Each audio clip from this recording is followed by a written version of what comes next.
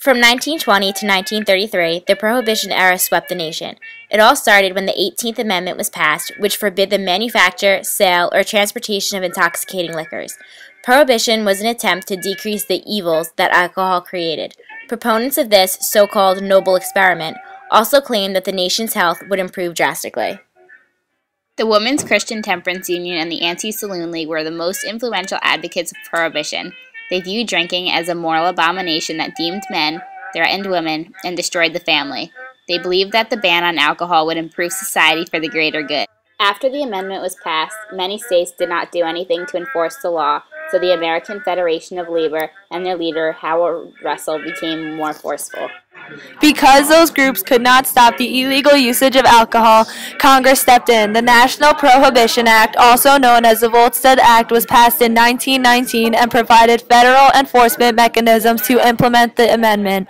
Then, with the continuation of World War I, the enforcement of the national ban on alcohol increased too, for citizens championed it as a way to attain political and social perfection. The advocates of Prohibition also raved about how other business would boom because of the ban.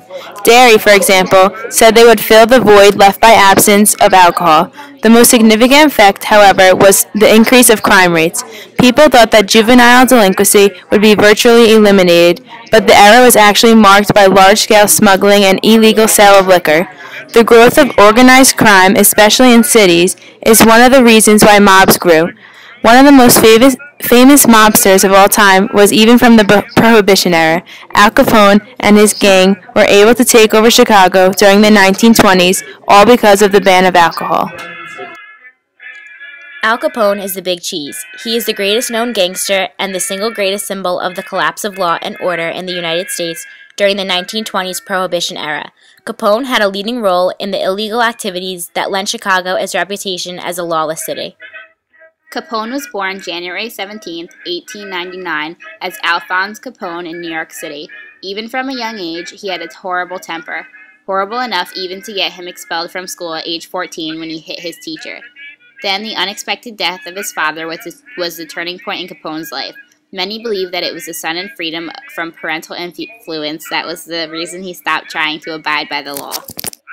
While working at the Harvard Inn in New York, Capone insulted a dame who was all dolled up with her brother, causing her brother to attack him. Capone earned his well-known nickname Scarface because of that attack. He then began his gangster days with his mentor Johnny Torrio, who managed a bootlegging business, and when he died in 1909 from a shot wound from a rival gang, Capone moved to Chicago. In 1925, in the midst of Prohibition, new bootlegging operations opened up and drew in immense wealth.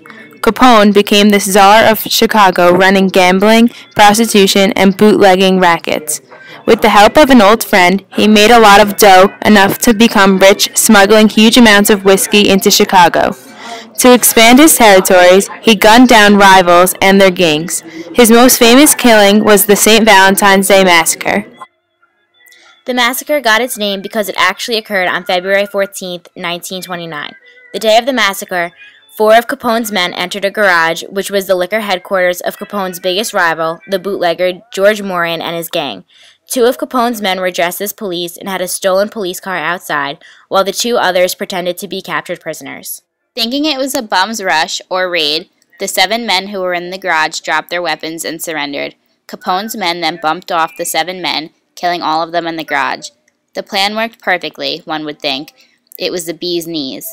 But it wasn't. Moran, who was the main target, was running late to the meeting in the garage. Upon seeing the police cars outside, he fled the scene and escaped the ultimate fate of the others. Capone did not get into trouble for the massacre, for he had a great alibi. Although Capone ordered dozens of deaths and killed men with his own hands, he treated people fairly and generously. He actually opened the first soup kitchen after the 1929 stock market crash. He also would order merchants to give clothes to the needy at his own personal expense. Many think he did this to look better to the public and get out of crimes, but he did that differently. To get out of crimes, he would bribe public officials and police. Outside of his headquarters, he would pretend to be an antique dealer and a doctor. Because of his influence, he was rarely tried for his crimes, and when he did serve time in prison, it was simply for carrying a gun. At the peak of his power, Capone was at the top of Chicago's news list of the 28 worst criminals and became the city's public enemy number one. To protect himself, he never went anywhere without 2 bodyguards. When he was finally charged with violating the Prohibition laws, he was sentenced to 10 years in federal prison. He was sent to the toughest prisons in Atlanta, and even there he took control and gained himself special privileges. However, they didn't last long, for his actions caused the men in charge to send him to Alcatraz. At Alcatraz, the security was so tight that Capone could not gain control, so in an attempt to earn time off for good behavior, Capone became the ideal prisoner. He refused to participate in any rebellions or any drug trades. While in jail, Capone showed signs of dementia and was later released and hospitalized. He died of cardiac arrest on January 24, 1947. He made sure that his men did it while he was in Florida, so he could not get the blame, even though everyone in Chicago had known it was him. As seen by how successful Al Capone was with smuggling alcohol into Chicago and becoming rich, one can tell that the 18th Amendment was not very effective. The 21st Amendment called for the end of Prohibition in 1933. By that time, it was obvious that the Prohibition attempt had failed drastically. Instead of promoting the nation's health and hygiene, the opposite was true, as the illegal manufacture of alcohol filled part of the void. Those illegal products were often more dangerous and a higher alcohol content than beer.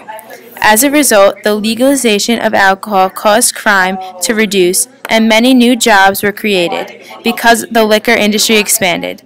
This was very important in the Depression years that began with the stock market crash in 1929 and lasted late into the 1930s.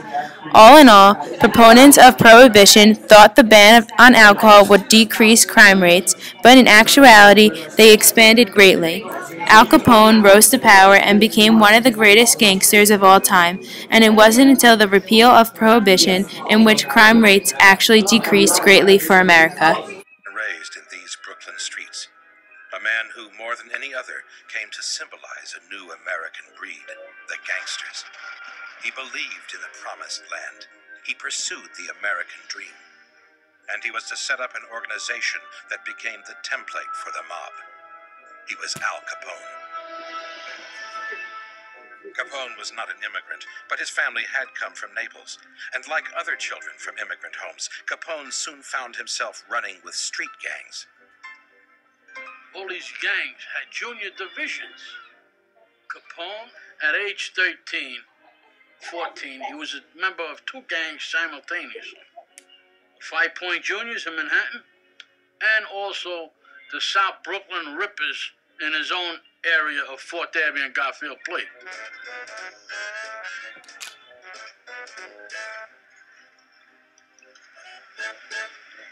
In his youth, Capone worked here in Coney Island, then is now a favorite weekend destination for New Yorkers with money in their pockets and fun on their minds. Capone's job? Bouncer in a bar called the Hawthorne Inn. Capone's boss was a local hood with mafia connections, Frankie Yale. Acting the role of mentor and godfather, Yale took the young Capone under his wing. Al Capone was Frankie Yale's star student. Yet Capone was to make his name not in New York, but in a city 800 miles to the west, Chicago. Chicago was a wild town, a boom town. A man could get rich quick here if he had energy and enthusiasm, and if he was handy with his fist or a gun. Capone was. Through a local connection, the future big fellow got his big break in 1919. Local racketeer and nightclub owner Big Jim Colosimo needed a bodyguard for himself and his young wife. Johnny Torrio was Big Jim's number 2. He knew Capone from New York and gave him the job. It was the start of a partnership that would change the shape of American organized crime.